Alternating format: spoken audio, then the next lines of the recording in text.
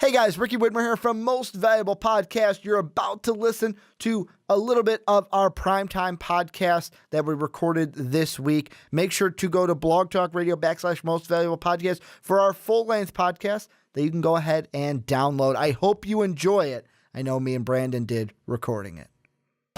This podcast is brought to you by Most Valuable Podcasts, leading the league in podcasting entertainment. What's up, everybody? Ricky Widmer here, along with the one, the only Brandon Swanson. Hey. And thank you guys for tuning in or listening to the Primetime Podcast here on Most Valuable Podcast here on Blog Talk Radio. Thank you for the download. Also, if you're on YouTube, thank you for the download. If you're listening to us on Stitcher, thanks for the download. If you're on YouTube, hey guys, you can see our faces as we are trying to make this a Normality Brandon video podcast here on the YouTube page. Stitcher, what is that? Stitcher is it's also a podcasting app. We've got someone, I can't remember who it was, tweeted at us, hey, why aren't you guys on Stitcher? We worked with the people from Blog Talk Radio, and they have now gotten us to where our podcasts are now going onto Stitcher. They should be on Stitcher as well as iTunes and Blog Talk Radio. So just another place for the fans of MVP to listen to our great podcast. Well, that's outstanding. I had no idea what that was. You just throw these new things at me every once in a while. You learn something new every day, right, Brandon? Sure do. TIL. But today on the Primetime Podcast, we are going to, it's finally here. I mean, we waited until, you've never heard of TIL either. Not a chance. Another new thing you learn. Today I learned is what it stands for. But today we're talking basketball on the Primetime Podcast. Football's over. We're kind of putting it away. Not completely. We are going to talk football today as well. But jam-packed show. We're talking about Creighton. Big injury to one of their star players. We've got West Virginia. Can they make a deep tournament run? March Madness. Do we need to rethink the selection process or the metrics in that selection process? And then the Senior Bowl. That's a little bit of football that we are going to bring into this. But we're going to start with this Creighton Bluejay team. And this is a team that is 18-1 right now. Their lone loss, a 10-point loss, to, at the time, the number one ranked team, the Villanova Wildcats. They lost 80-70. Their only loss on the season. They lose a big piece. They lose their assist leader and a guy who was giving them at least almost 30 minutes a night, 13 points a game. Maurice Watson Jr. tears his ACL in the win over Xavier. Only played 9 minutes in that game. Brandon, I'm going to get right into it. I'm going to ask you this. If you are Creighton, you got a guy like Watson who's not leading the team in scoring, but he's leading the team in assists. He kind of runs that offense as a big piece for you. How do you move on? How do you move on being 18-1 in the season? Well, you do what any coach is going to have to do with that. I know that any coach is going to have to look to the bench and say, all right, next man up, you're in. And I mean that's just exactly what happens. There's no rhyme, there's no recipe, there's no okay, well, how you go to the next guy who you know is going to be the sixth man off the bench, boom, he's in. Or, this is, okay, you're going in for this position, that's the position that you would be going for, that's the position you go into. So, I mean, it's always next man up.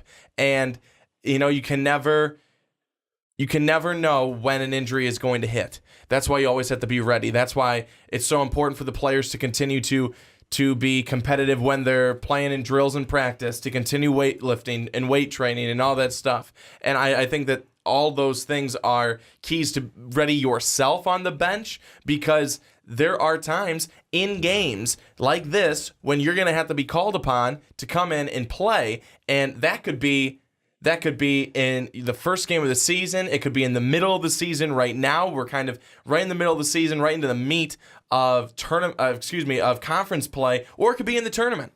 It could be in the tournament. It could be at any time. You have to be ready. But at the same time, I think that, the coach has to also, get his players to the point of, hey, injuries are a part of the game. That's what happens. I think as a coach, you don't want to change up anything too much, because, I mean, Ricky, you and I, we've done a little broadcasting of games in our day, and we've talked to coaches. There's not a lot of change, if any, because they're going to run their same system. There may be a little bit, more scoring. There may be a little bit, more plays run against them, because The other team sees a little weakness here or there. But for the most part, it's going to stay the same. I don't know too many coaches, not too many that we've talked to, that change drastically, because that's not going to do good for the whole lot of good for the rest of your team. And that's exactly how I see it. This is going to be, you said it perfectly using the cliche, best man up. And Coach McDermott, he's not going to change his whole offense and say, you know what, scrap it, we're doing something different. He's not going, I don't see Creighton coming in, okay, we're going to keep the same offense, but we're going to have a different guard kind of run the offense, where it's like, you're not going to see a guy like Foster or a guy like Thomas magically run the offense because, oh, you guys have been starters this year, I trust you more. Really, in the article I'm looking at, the Fox Sports article, they named 2 players, and one's a senior, one's a freshman, and it's really, to me, going to be pick your poison. Greg McDermott, who do you have more trust in? I'm going to assume that McDermott has more trust in the senior than the freshman, but I mean, based on the stat line, I know it's just one stat line from a game that they had to come in and kind of fill in for Watson, who was injured, but I mean, you look at the Xavier game where Watson got injured. The 2 players, the senior is Isaiah Zierden. He comes in, plays 11 minutes in that game, only shoots 1 shot, makes it, goes to the line. He gets 2 there, so there's, 5 points because his shot was a 3-pointer, but he only has 1 rebound, 1 steal, 2 turnovers, 2 fouls. That's a guy where it's like, yeah, you made the shot, but it's like in 31 minutes, 31, how involved are you in the game? And maybe that's like, okay, give him this one game because it's a lot thrown at you in the heat of the game, just after Watson gets injured. The other one is a freshman, Mintz, and he played 4 minutes, 1 for 1, had 2 points and a foul. That's all he had. And really, it comes down to, for me, who do you have more trust in? Zierden, the senior, or Mintz, the freshman?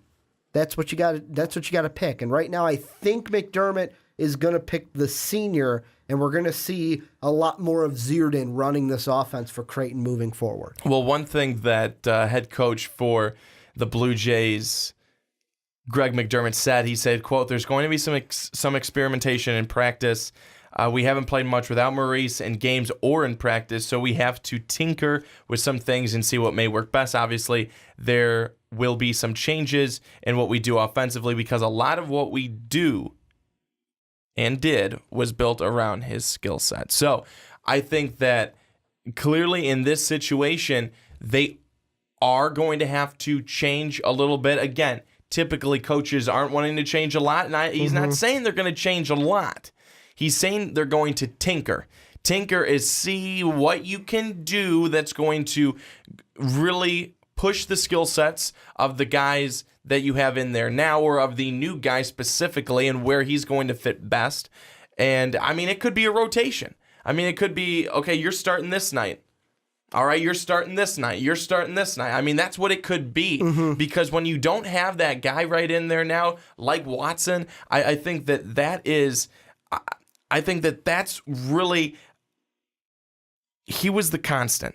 He was the consistency. And now you're going to what could be inconsistency and someone who's not constantly in there all the time.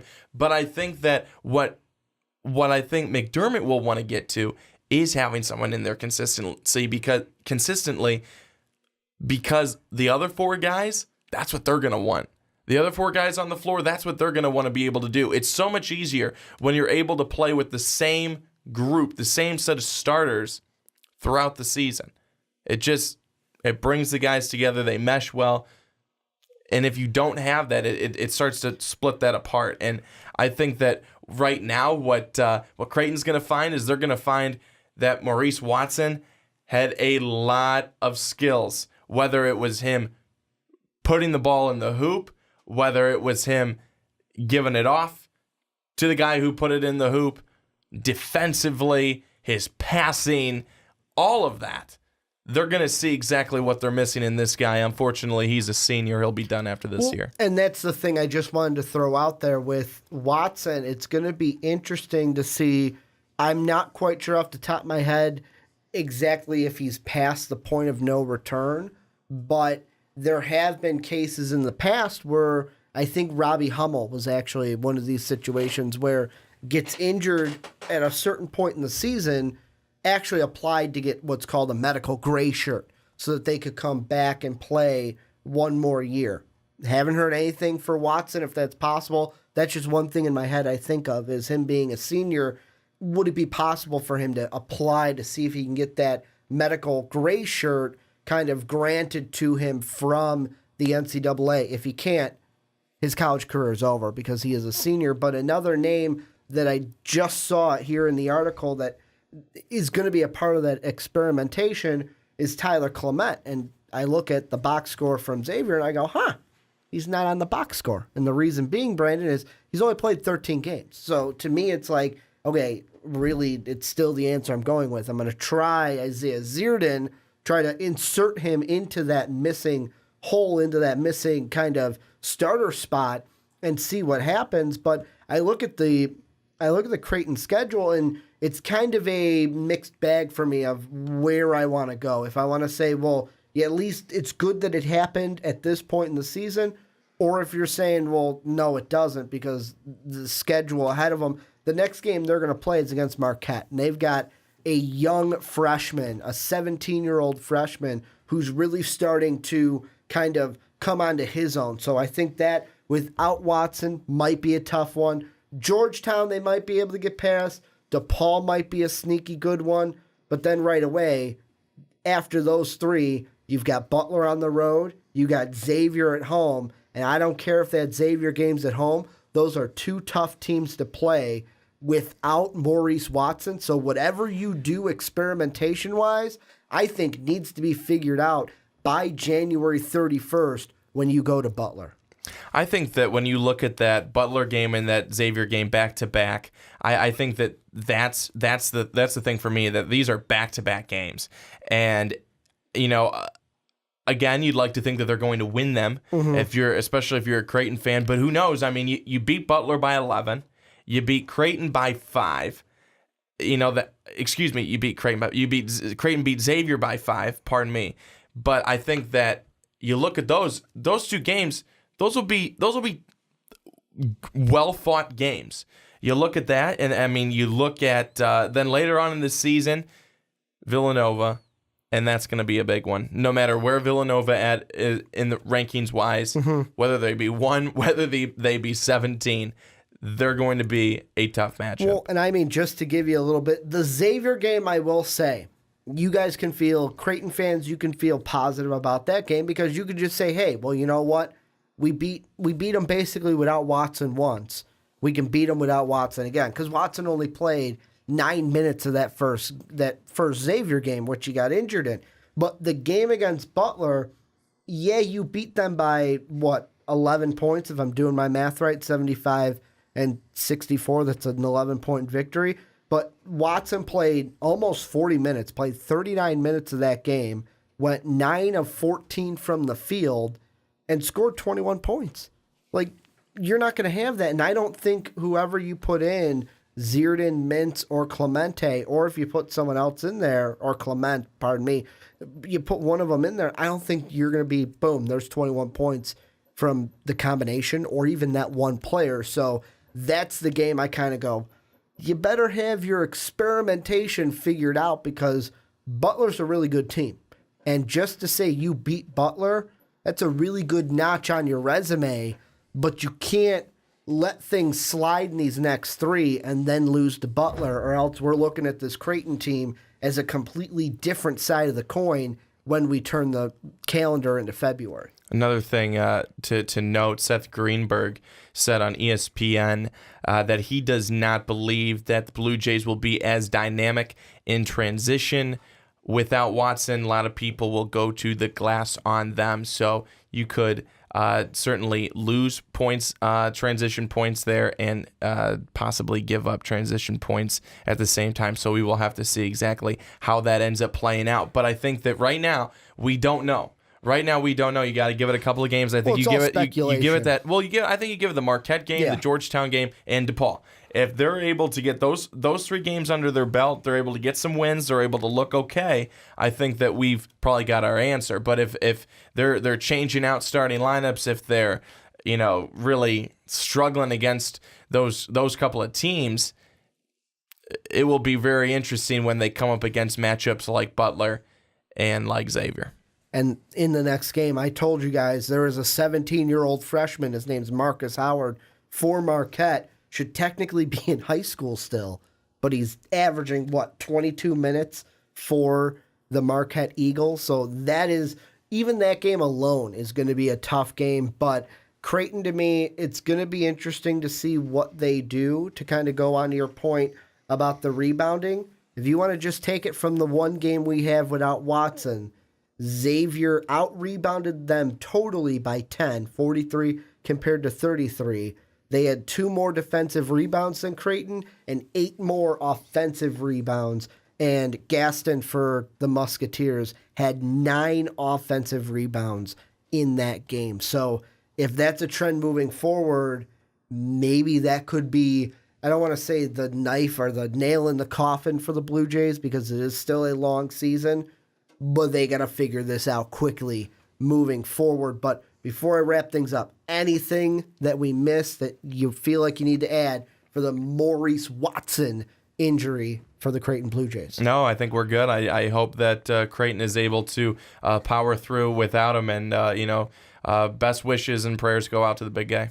Well, you guys know what this means. This is where you guys come in. Let us know down below what you guys think of the injury. What's Creighton going to do? What would you do if you were in the shoes of head coach Greg McDermott? And how do you think this plays out for the Blue Jays?